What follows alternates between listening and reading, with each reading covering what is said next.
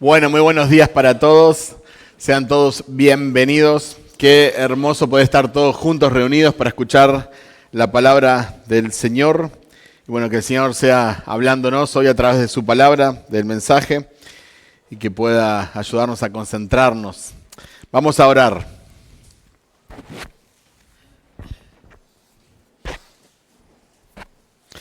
Señor, cantábamos que queremos que nos muestres a Cristo, Señor, y esa es nuestra oración, que no sea un mensaje más, que podamos, Señor, ver a Cristo en la Escritura y que el mensaje pueda ser claro, que tú puedas usar tu palabra, Señor, para animarnos, corregirnos, guiarnos. Tú conoces a cada uno de los aquí presentes y cada uno de los que va a escuchar luego este mensaje. Y Señor, nosotros queremos que tú seas exaltado, que Cristo sea exaltado. Esto no se trata de nosotros, se trata de ti, Señor. Todos los que estamos aquí, Señor, estamos aquí por tu gracia. Tanto a mí que me toca predicar como a aquellos que están para escuchar, Señor. Todos estamos acá para rendirte culto a ti, para exaltarte. Así que pedimos que tú nos des oídos para escuchar y un corazón, Señor, sensible para poder abrazar tu palabra, para poder practicarla, Señor. Pedimos que tú calientes nuestros corazones, Señor, con tu palabra.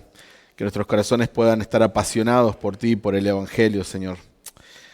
Gracias, Señor, por tu bondad. Gracias por este tiempo. En tu nombre oramos, Señor. Amén. Amén.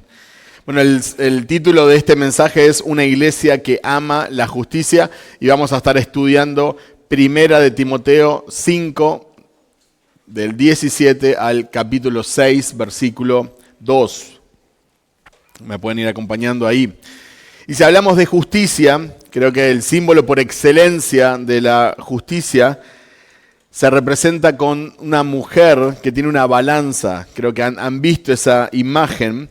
La antigua Roma adoptó la imagen de la diosa femenina de la justicia, que se llamaba Justitia. Justitia ha sido frecuentemente representada llevando una balanza, una espada y en la gran mayoría de los casos con sus ojos vendados. Esta iconografía moderna se encuentra en juzgados, en tribunales, en muchos diferentes lugares donde se debe de impartir justicia. ¿Qué representa esta imagen? Bueno, la balanza simboliza la consideración objetiva de los argumentos de las partes enfrentadas, la igualdad. La espada indica su capacidad de coerción para imponer las decisiones que adopta. Y la venda en los ojos es símbolo de la imparcialidad. Desde el siglo XV, esta dama de la justicia ha sido a menudo representada con estos ojos vendados. Y representa, como dijimos, la objetividad, lo que la justicia es, que debe ser impuesta con objetividad, sin miedo, sin favoritismos, independientemente de la identidad, el dinero, el poder o la debilidad de la persona. La justicia es ciega e imparcial, porque no importa quién está delante, la justicia debe ser justa. Y en el pasaje que hoy vamos a estudiar, vamos a ver que Dios espera de nosotros como iglesia, cada uno de nosotros que formamos su iglesia, que seamos justos, que tratemos a los demás con justicia. Y como iglesia debemos amar ese trato justo entre las diferentes relaciones. Debemos ser ciegos en el sentido de no tener favoritismos. Debemos ser responsables en cómo tratamos a los demás. Debemos ser imparciales y sabios. Y esto es algo que Pablo viene hablando a Timoteo, no es algo que aparece en el capítulo 5 de la nada. En el versículo 1 dice, no reprendas al anciano, sino exhórtale como a padre, a los más jóvenes como a hermanos. Está hablando del trato, a las ancianas como a madres, a las jovencitas como a hermanas, con toda pureza, versículo 2. En el versículo 3 dice, honra a las viudas que en verdad lo son. Luego versículo 8 dice, si alguien no provee especialmente para los de su casa, para los suyos, ha negado la fe y es peor que un incrédulo. Entonces, Pablo viene desarrollando este trato entre las diferentes personas de la iglesia. Y ahora llegamos a 1 Timoteo 5, 17 y vamos a leer hasta el 6, 2. La palabra del Señor dice así: los ancianos que gobiernan bien sean considerados dignos de doble honor, principalmente los que trabajan en la predicación y en la enseñanza. Porque la Escritura dice: no pondrás bozal al buey cuando trilla, y el obrero es digno de su salario. No admitas acusación contra un anciano a menos de que haya 2 o 3 testigos. A los que continúan en pecado, repréndelos en presencia de todos para que los demás tengan temor de pecar. Te encargo solemnemente en la presencia de Dios y de Cristo Jesús y de sus ángeles escogidos, que conserves estos principios sin prejuicios, no haciendo nada con espíritu de parcialidad. No impongas las manos sobre nadie con ligereza, compartiendo así la responsabilidad por los pecados de otros. Guárdate libre de pecado. Ya no bebas agua sola, sino usa un poco de vino por causa de tu estómago y de tus frecuentes enfermedades. Los pecados de algunos hombres ya son evidentes, yendo delante de ellos al juicio, pero a otros sus pecados los siguen. De la misma manera, las buenas obras son evidentes y las que no lo son no se pueden ocultar. Todos los que están bajo yugo como esclavos consideren a sus propios amos como dignos de todo honor, para que el nombre de Dios y nuestra doctrina no sean blasfemados. Y los que tienen amos que son creyentes, no les falten el respeto, porque son hermanos, sino sírvanles aún mejor, ya que son creyentes y amados los que se benefician de su servicio. Enseña y predica estos principios. Este es el pasaje que hoy nos convoca. Creo que la verdad central de este pasaje es que la iglesia debe promover la justicia y el respeto en todas sus relaciones. Lo primero que vemos en el pasaje es que debemos ser justos en sustentar a los pastores. Ahora, antes de empezar a desarrollar este punto, que se encuentra en los versículos 17 al 18, tenemos el problema del péndulo. Los falsos pastores han engañado y lastimado a muchísimas personas. Lo sabemos, hacemos chistes al respecto, vemos las publicaciones en las redes sociales. Hay muchísimas personas que han sido lastimadas por falsos pastores, por falsos maestros, que no amaban la palabra de Dios, que no amaban a las personas, pero que amaban su dinero. Lo sabemos, está predicho en la Biblia, lo conocemos, está alrededor nuestro. Han abusado muchísimo del tema económico.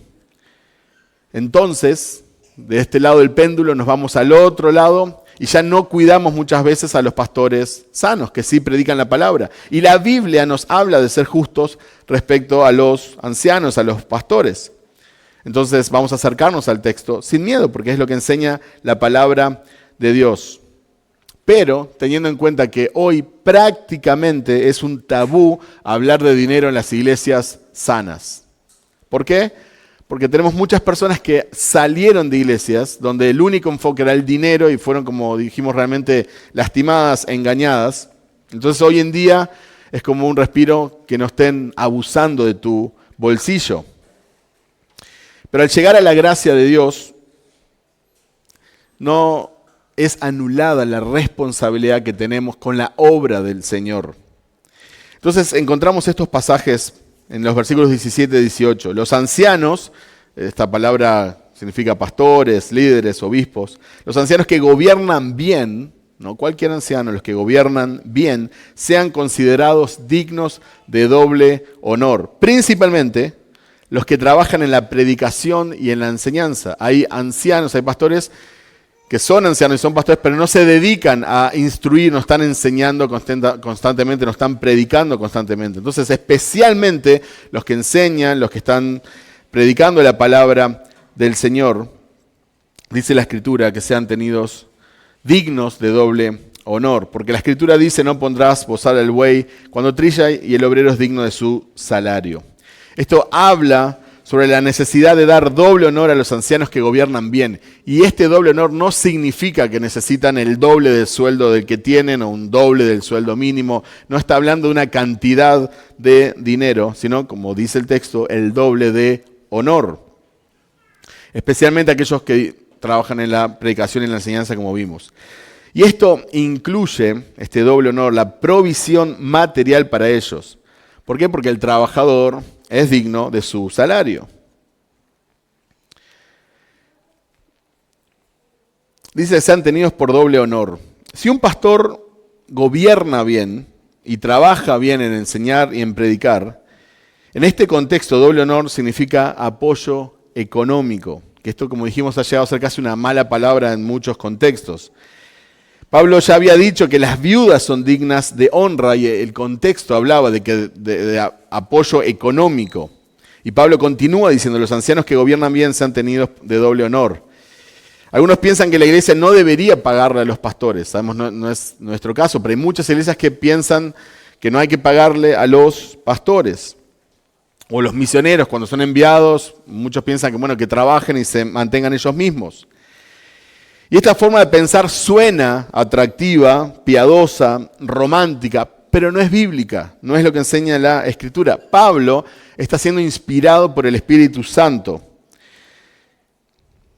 Y dice que son dignos de doble honor. No dice esto de los más necesitados. Dice de los que gobiernan y enseñan en la iglesia. Clark, un comentarista bíblico, dice, uno de los significados de la palabra honrar es apoyar, sostener. Y aquí es más evidente que debe tomarse en este sentido. Y Pablo cita la Escritura. Está siendo inspirado por el Espíritu Santo y él cita la Escritura y cita dos pasajes, uno del Antiguo Testamento y uno del Nuevo Testamento. El pasaje del Nuevo Testamento está citando Lucas, ahora lo vamos a ver, y es muy interesante, porque Pablo ambas citas las trata como escritura, como inspiradas por Dios.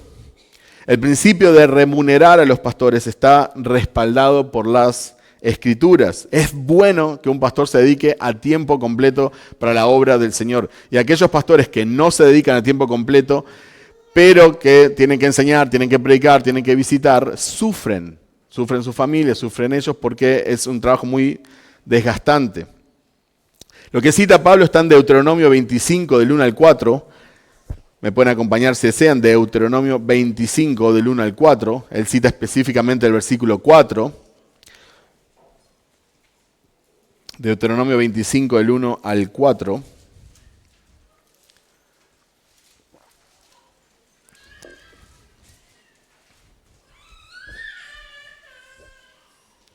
Dice así la palabra del Señor. Si hay pleito entre dos hombres y van a la corte y los jueces deciden el caso y absuelven al justo y condenan al culpable, y si el culpable merece ser azotado, entonces el juez le hará tenderse y será azotado en su presencia con el número de azotes de acuerdo con su culpa. Puede darle 40 azotes, pero no más, no sea que le dé muchos más azotes que estos y tu hermano quede desangrado ante tus ojos. No pondrás bozal al buey mientras trilla. El enfoque está en la justicia. Cada uno recibe lo que es justo. Y luego Pablo cita Lucas 10, versículo 7, pero vamos a leer un poquito el contexto. Lucas 10 del 1 al 8. También me pueden acompañar si desean.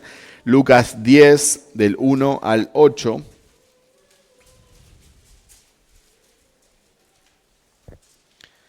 Dice así la palabra del Señor. Después de esto, el Señor designó a otros 70 y los envió de dos en dos delante de él a toda ciudad y lugar donde él había de ir. Y les decía, la cosecha es mucha, pero los obreros pocos. Rueguen, por tanto, al Señor de la cosecha que envíe obreros a su cosecha. Vayan, miren que los envío como corderos en medio de lobos. No lleven bolsa, ni alforja, ni sandalias, y a nadie saluden por el camino. En cualquier casa que entren, primero digan paz a esta casa. Y si allí hay un hijo de paz, la paz de ustedes reposará sobre él. Pero si no, se volverá a ustedes. Permanezcan entonces en esa casa, comiendo y bebiendo lo que les den. Porque el obrero es digno de su salario. No se pasen de casa en cualquier ciudad donde entren y los reciban, coman lo que les sirvan. Este es el contexto del pasaje que cita Pablo. El enfoque está en que el que trabaja en la obra del Señor se beneficia, en el buen sentido, de la obra del Señor. Claro, después de todos los abusos que vemos, esta frase cae súper mal. Cómo un pastor se va a beneficiar del ministerio. Pero hay un sentido correcto de entenderlo, que no contempla el abuso de aquellas personas que no aman la palabra de Dios ni el Evangelio de Cristo. La Biblia nos muestra el derecho que tienen los que sirven en el ministerio a satisfacer sus necesidades. ¿Cómo sustentamos a los pastores? Bueno, primero y principalmente ofrendando fielmente a la iglesia para que la iglesia le pague al pastor acordemente. Ahora, también nosotros individualmente podemos preocuparnos por la vida integral de los pastores. Obviamente orando por ellos, haciéndole partícipes de tus bendiciones, desde invitarlo a comer hasta proveer para una necesidad puntual que el pastor pueda tener. Tenemos pasajes en el Nuevo Testamento como Gálatas 6:6 que dice: y al que se le enseña la palabra, que comparta toda cosa buena con el que le enseña. Primera Tesalonicenses 5:12-13 dice: pero les rogamos, hermanos, que reconozcan a los que con diligencia trabajan entre ustedes y los dirigen en el Señor y los instruyen, y que los tengan en muy alta estima con amor por causa de su trabajo. Hay muchísimos otros pasajes que podrían tener relación con esto. Pero como vemos, la Biblia nos manda a ser justos con los pastores, especialmente aquellos que gobiernan bien y que enseñan y nos instruyen en la palabra del Señor. Eso es parte de ser justos. Pero Pablo sigue escribiéndole a Timoteo y desarrolla un segundo punto, que es: debemos ser justos en el manejo de las acusaciones contra los pastores. Esto es muy interesante. Versículos 19 al 20. No admitas acusación contra un anciano. Otra vez, en este contexto, anciano es líder de la iglesia, pastor. No es una persona de mayor edad, en este contexto es un líder de la iglesia. No admitas acusación contra un anciano, a menos de que haya 2 o 3 testigos. A los que continúen en pecado, repréndelos en presencia de todos para que los demás tengan temor de pecar. Entonces, nos instruye a no aceptar acusaciones contra un anciano sin 2 o 3 testigos. ¿Puede ser un pastor acusado de pecado? Por supuesto que sí. Pero estamos hablando de pecados grandes, por así decirlo. Nadie es perfecto, todos tenemos cosas que cambiar, todos tenemos cosas que Dios está trabajando. Estamos hablando de algo acá que sale de lo normal, que merece ser traído adelante. Pero dice con 2 o 3 testigos. Y esto es básicamente el mismo principio para todos los hermanos de la iglesia. No puedes ir acusando a la gente así de pecado, así porque sí. Tiene que haber 2 o 3 testigos. Este es un principio para toda la iglesia. Pero Pablo hace un énfasis en este contexto para los líderes. Como si dijera especialmente un pastor. Recordá, no te olvides de esto. También nos dice que debemos de reprender públicamente a los que persisten en pecado. La razón, para que los demás también teman, los líderes y toda la congregación. Hay un dicho que dice: si ves que la barba de tu vecino se prende fuego, poné las tuyas en remojo.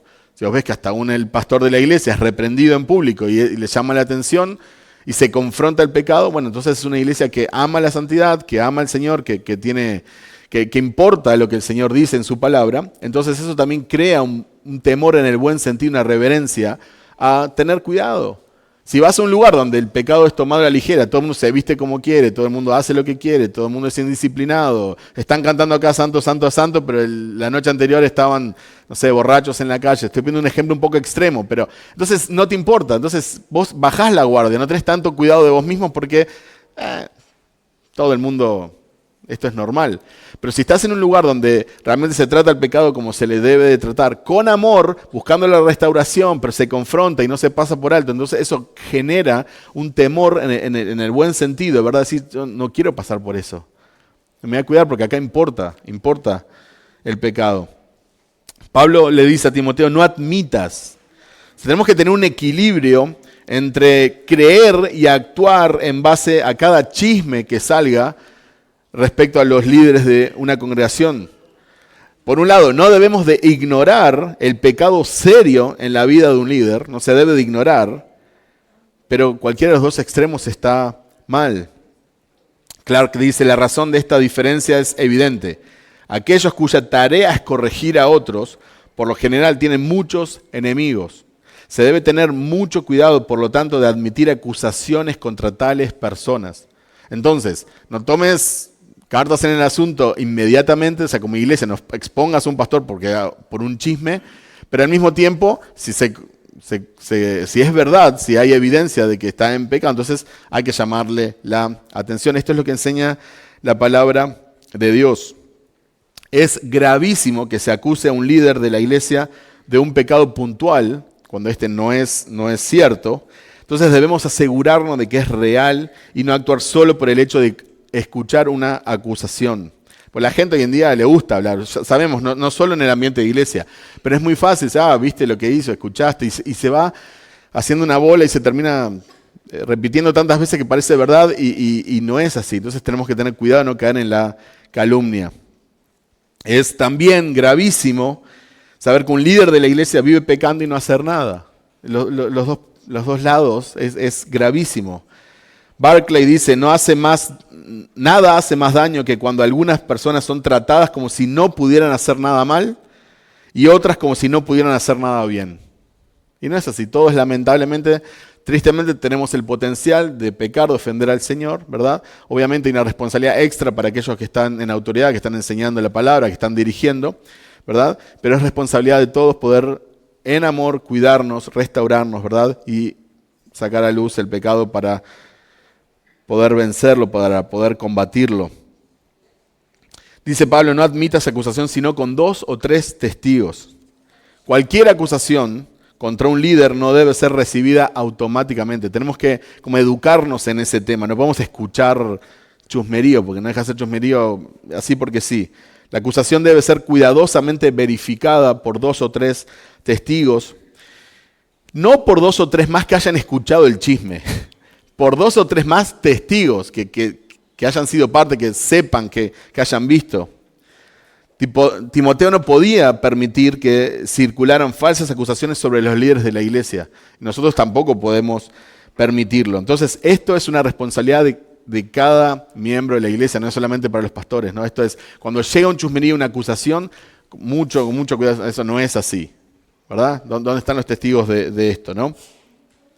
Juan Calvino dijo, ciertamente es un truco de Satanás el alejar a las personas de sus ministros poco a poco hasta que sus enseñanzas sean despreciadas.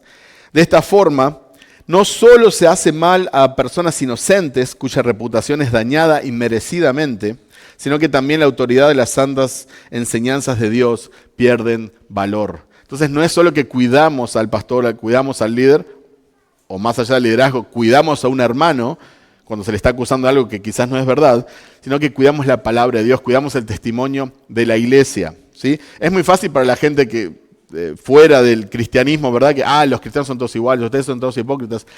No es así, no es así. No somos perfectos, nosotros seguimos a Jesús, que Él es perfecto, pero no es así, no somos todos hipócritas, no es así, somos diferentes. Amamos diferente, actuamos diferente, servimos diferente. Y si ves en la historia, fueron los cristianos que marcaron la diferencia haciendo buenas obras en favor de los necesitados, en la educación, en el cuidado de los pobres, de las personas menos favorecidas. Entonces tenemos que tener cuidado con ese tipo de acusaciones, especialmente en el contexto, está hablando de la acusación personal a un hermano. Fulanito lo vi haciendo tal cosa.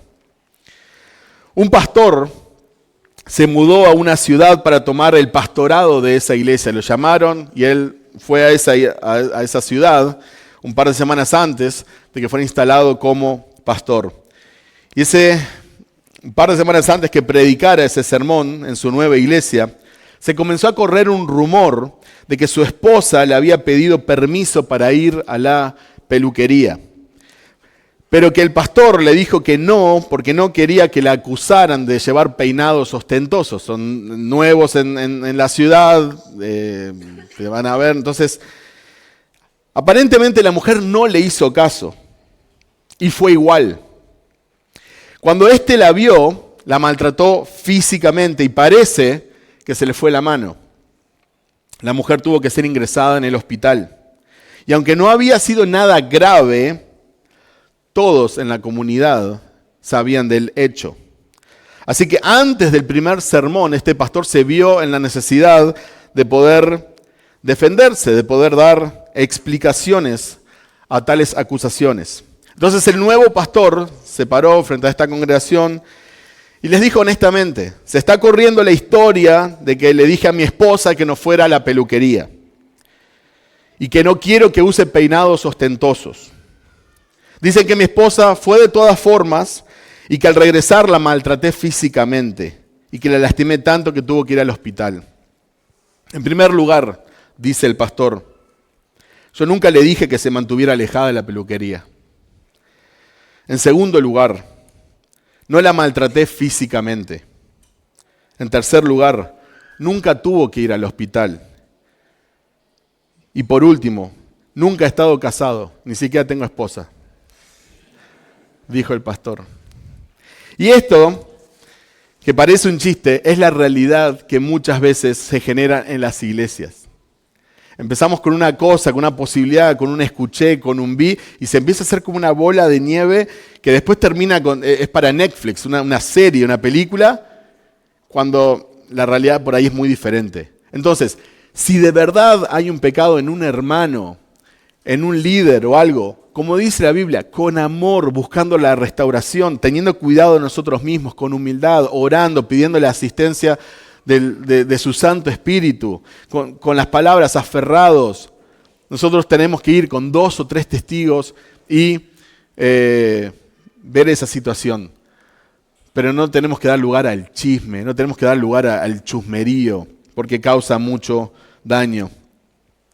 Spurgeon aconsejó en discursos a mis estudiantes, cuando personas vengan al pastor con un chisme, debemos decir, bueno, wow, esto es muy importante, tan importante que tengo que darle toda mi atención, pero mi memoria no es muy buena y tengo que pensar mucho al respecto. ¿Me lo podrías escribir todo, por favor? Spurgeon dice, esto será a cargo del problema la gran mayoría de las veces, porque las personas no quieren escribir sus chismes. Entonces, debemos de ser cuidadosos, ¿verdad? No decir amén, no escuchar, no abrazar todo por más que después no lo transmitamos, nosotros también somos responsables de cortar, decir, esto, vos me estás contando algo que alguien te contó, que a alguien le pareció, que alguien dijo. Mi esposa tiene el pastor. ¿Se entiende? Tenemos que ser cuidadosos con eso. La palabra continúa diciendo, a los que persisten en pecar, repréndelos delante de todos, para que los demás también teman. Fuerte eso. A nosotros venimos de una cultura donde no querés exponer a nadie, no te querés exponer vos y barremos y metemos todo debajo de la alfombra. Pero no es lo que enseña la palabra del Señor. Recordamos el caso de Pablo cuando confrontó a Pedro, que era uno de los apóstoles. O sea, ese ejemplo es muy fuerte y está en las Escrituras. Si los líderes están en pecado, esto debe ser tratado muy seriamente. Deben ser reprendidos frente a todos para provocar miedo al pecado entre los líderes y en toda la iglesia, porque Dios es santo y nos dice, sean santos como yo soy santo, sean perfectos, dijo Jesús, como vuestro Padre en los cielos es perfecto. Es un estándar muy alto, pero es el estándar al que fuimos llamados como cristianos. Muchas iglesias tienen problemas porque el pecado de los líderes no es confrontado. Es importante que todos entiendan que ser líder en la iglesia no te quita esa responsabilidad. Al contrario, te hace más responsable. Por eso también hay advertencias de que no te hagas líder tan rápido. Y ahora Pablo le va a decir a Timoteo que no se apure en ordenar pastores.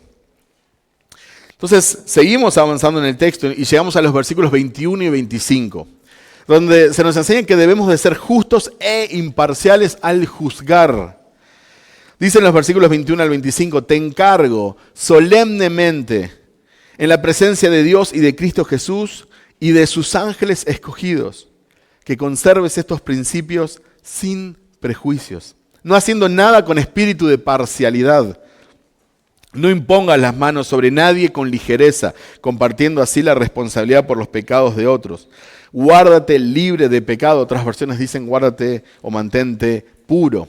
Versículo 23, ya no bebas agua sola, sino usa un poco de vino por causa de tu estómago y de tus frecuentes enfermedades. Los pecados de algunos hombres ya son evidentes, yendo delante de ellos al juicio, pero a otros sus pecados los siguen. De la misma manera, las buenas obras son evidentes, y las que no lo son, no se pueden ocultar.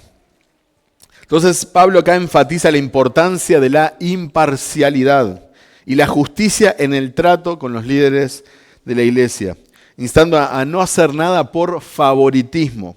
a observar cuidadosamente la conducta de los hombres antes de asignarles liderazgo. Y Pablo usa una expresión fuerte, que la usa también en su segunda carta, una expresión muy similar, cuando le pide a Timoteo que predique la palabra. En este caso dice, te encarezco delante de Dios y del Señor Jesucristo y de sus ángeles escogidos. Esta fuerte declaración refleja la seriedad del trabajo de los líderes de la iglesia. Ellos sirven al Dios eterno y deben agradarle en todo lo que hacen. Y no solo ante el Dios eterno, sino que es muy interesante que Pablo dice que también lo hacen delante de los ángeles escogidos. El hecho de estar frente a Dios por sí solo ya es suficiente, pero Pablo, al incluir a los ángeles, nos muestra la profundidad espiritual de nuestra tarea. Los ángeles escogidos obviamente son los ángeles que guardaron su dignidad, dice Judas 6, o son los que no pecaron, dice 2 de Pedro 2:4. Son los ángeles que mantuvieron su posición, en contraposición a aquellos ángeles que se rebelaron contra Dios. Calvino comenta, él agrega a los ángeles de Cristo no para que sean jueces, sino como futuros testigos de descuido, imprudencia, interés propio o mala fe. Ellos están presentes como espectadores porque se les ha dado el encargo de cuidar de la iglesia. Y luego Calvino agrega, ciertamente el hombre que no es sacudido de su negligencia y pereza por la idea de que el gobierno de la iglesia se conduce bajo la mirada de Dios y de sus ángeles, debe ser más que estúpido. Perdón por la expresión, le estoy citando a Calvino. Y debe tener su corazón más duro que una piedra. Estaba enojado Calvino cuando dijo esto. Pablo le dice que guardes estas cosas sin prejuicios, no haciendo nada con parcialidad. El prejuicio y la parcialidad son pecados graves delante de Dios. La parcialidad se refiere a mostrar favoritismo a alguien que no tiene méritos. Es simplemente porque a nosotros nos agrada o nos cae bien o nos cae mejor que otra persona o X persona que quizás tiene los méritos, no nos cae tan bien, por diferentes motivos. Todo eso es muy subjetivo. A mí gente me cae bien, gente no me cae bien, pero es muy subjetivo. Pero eso no aplica a la justicia, que es representada, ¿se acuerdan? Con la venda, es ciega, no importa quién es la persona, la justicia es lo mismo, es lo que es justo. Buscad el reino de Dios y su justicia. O sea, lo que es justo, la voluntad de Dios, lo que a Dios le agrada. Y todo lo demás vendrá por añadidura. Mateo 6:33. El Nuevo Testamento habla de favoritismo respecto a la clase social, por ejemplo en Santiago 2, del 1 al 9. También se incluye la parcialidad de acuerdo a la raza y el sexo, como en Gálatas 3, 26 al 29. En todos lados el favoritismo es considerado un pecado. Clark comenta, no traten a ningún hombre en materia religiosa de acuerdo a la posición que tiene en la vida o de acuerdo a ningún interés personal que puedan tener por él. Cada hombre debe ser tratado en la iglesia como sería tratado si estuviera en el tribunal de Cristo. La iglesia debe amar la justicia, lo que es justo entre sus relaciones. Y Pablo le dice a Timoteo que no imponga manos con ligereza. Este es el acto que hace referencia a ordenar pastores, ordenar, llamar al pastorado, llamar al liderazgo. Él dice, no impongas las manos con ligereza. Esto es usado en el sentido, como dijimos, de la ordenación pastoral, cosa que Timoteo tenía que hacer aparte de su mandato, él tenía que ordenar pastores, pero debía dejar que un hombre se probara a sí mismo y que probara su ministerio, que probara ser reconocido por la iglesia, reconocido por la asamblea. No debe haber prisa. El tiempo debe preparar a un hombre y su ministerio, que es todo lo contrario a lo que vivimos hoy en día, porque vivimos todos apurados y queremos hacer las cosas ya, y muchos llegan a las iglesias y quieren ocupar posiciones de liderazgo. Pero esto no es correcto, primeramente por lo que enseña la palabra, y tampoco es sabio. Uno de los requisitos para ser pastor es que no sea un neófito, que no sea un recién nacido, que no sea una persona nueva en la fe. Tiene que tener un carácter desarrollado. Se debe dar tiempo para permitir que los dones y el llamado se demuestren y que la iglesia, la asamblea, los reconozca. Luego le dice, consérvate puro.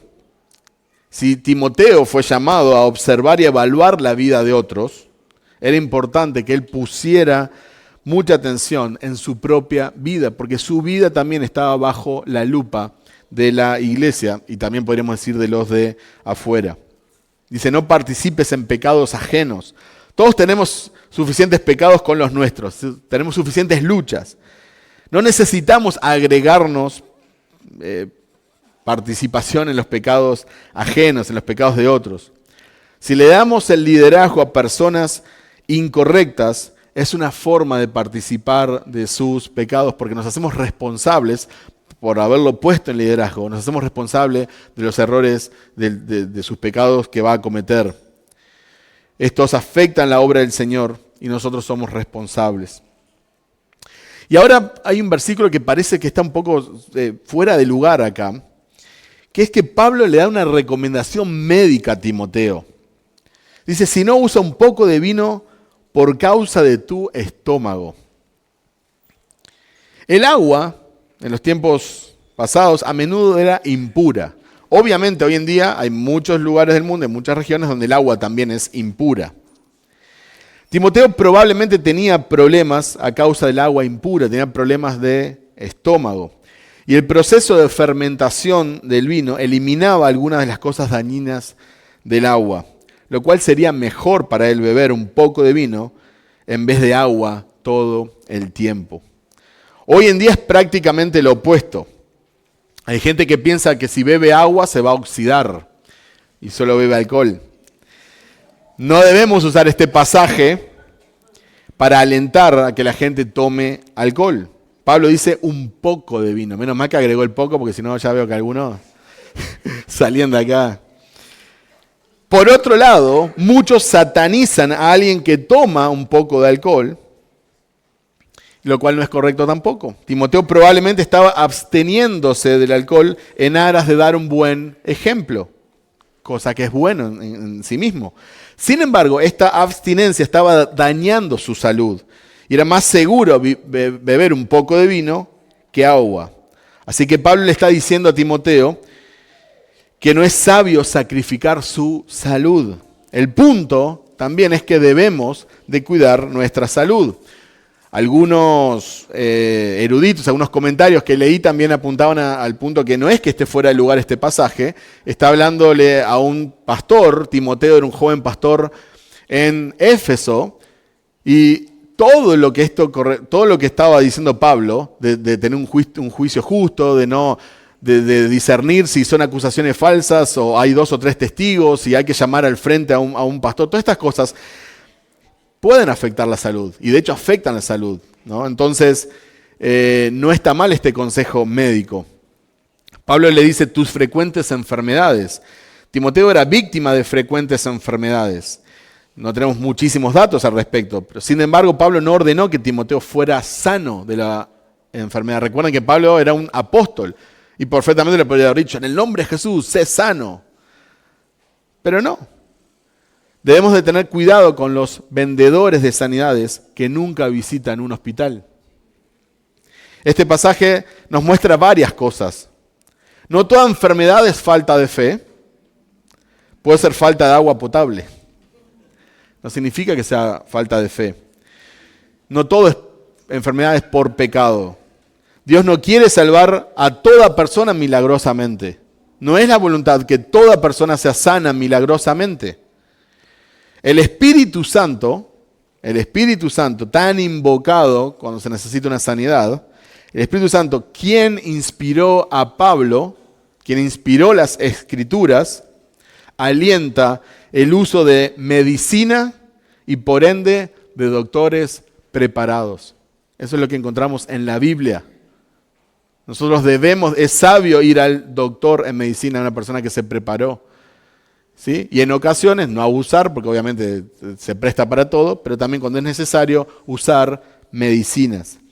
En otras palabras, debemos de ser responsables con la salud de nuestro cuerpo.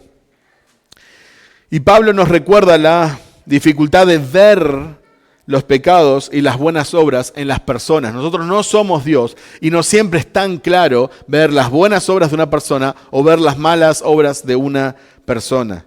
Los pecados de algunos hombres se hacen patentes antes de que ellos vengan al juicio. Es claro, es evidente su maldad, su pecado, su conducta, lo podemos ver, pero otros se descubren después.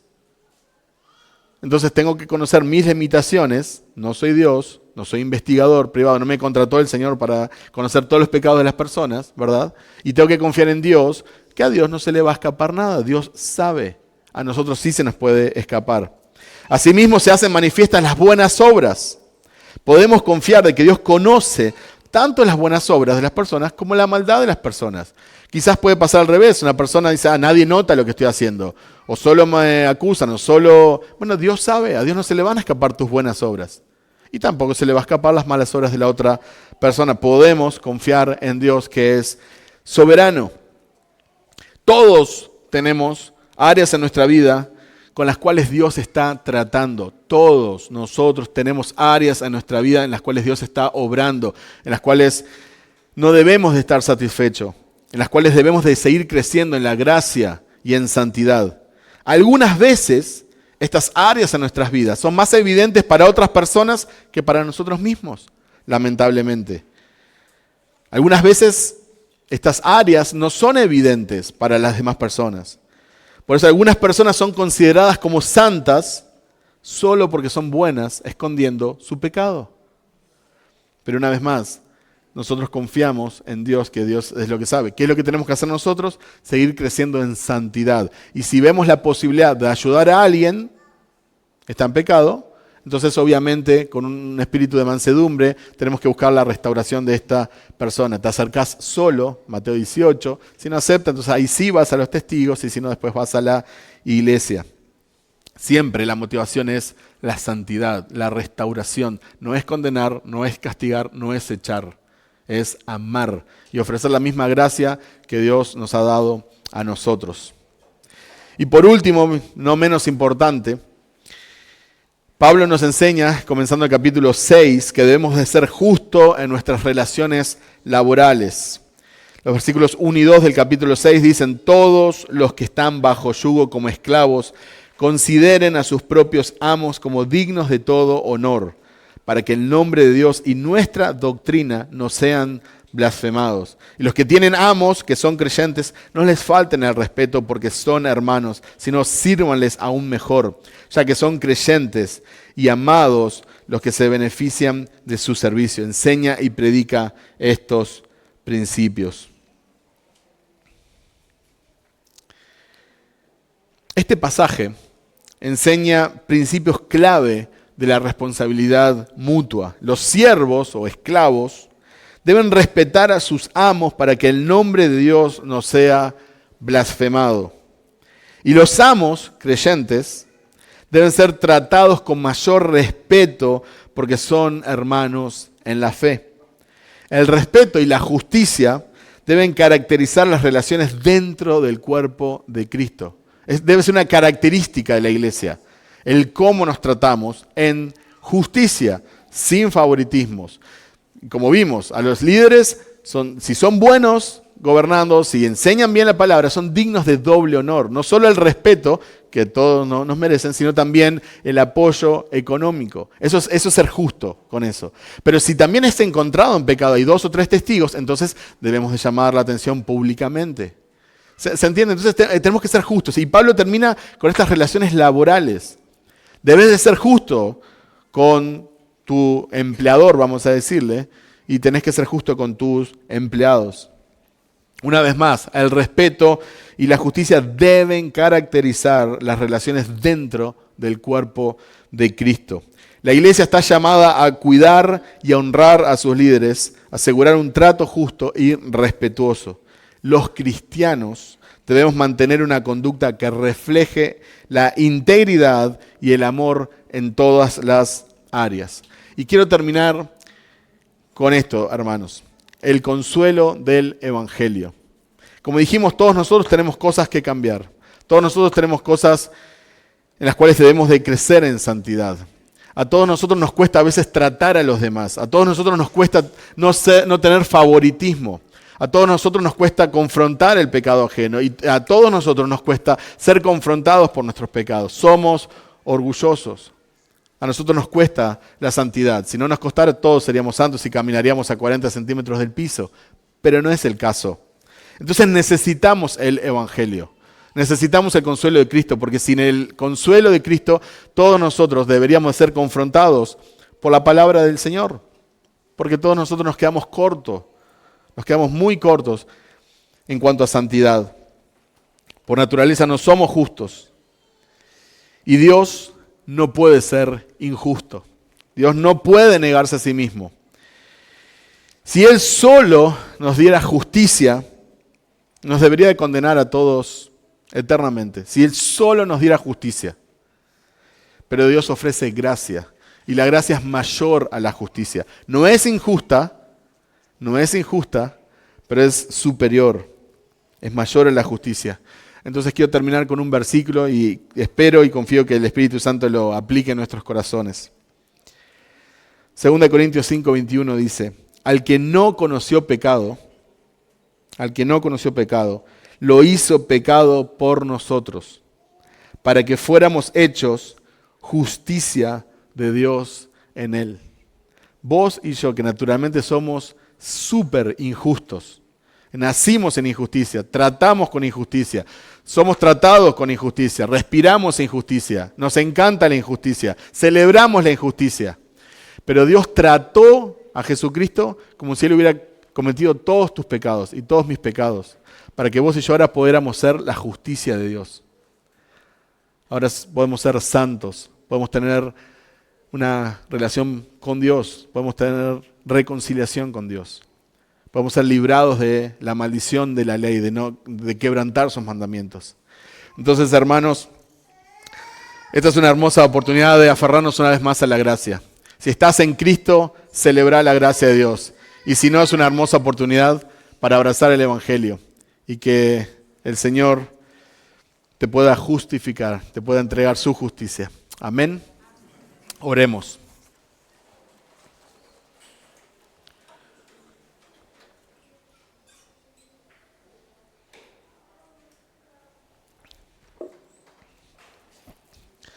Señor, nosotros te necesitamos. Necesitamos cada día más de ti. Cada día que te conocemos más, entendemos cuánto te necesitamos. Cada día que pasa, entendemos que necesitamos más de tu gracia, Señor. Más de tu misericordia, más de tu bondad. Y Señor, tú nos has dado todo en Cristo. Entonces te pedimos que tú nos ayudes a crecer, Señor, en el conocimiento de Cristo y en esa gracia que tú has derramado. Señor, como iglesia, ayúdanos a ser una iglesia justa en el trato a nuestros pastores, en la ordenación de nuevos pastores, en cómo recibimos las acusaciones, en cómo nos tratamos en el trabajo, aún cómo tratamos nuestro cuerpo y nuestra salud. Señor, ayúdanos a amar la justicia.